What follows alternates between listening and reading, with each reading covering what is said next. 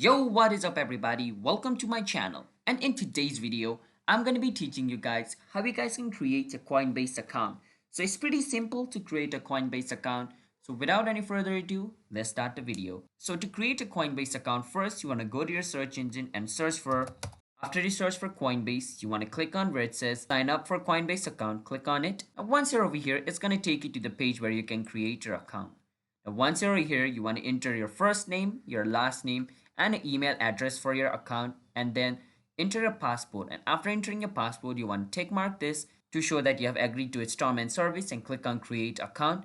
Then it's going to send a verification link in your email, and you got to go to your email and check your email just like this. They're going to send the link just like this.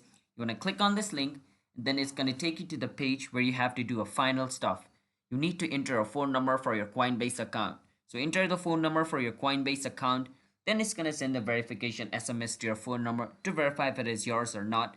And after typing the verification code over here and verifying that it's your phone number, your Coinbase account shall be created. It's that simple to create a Coinbase account.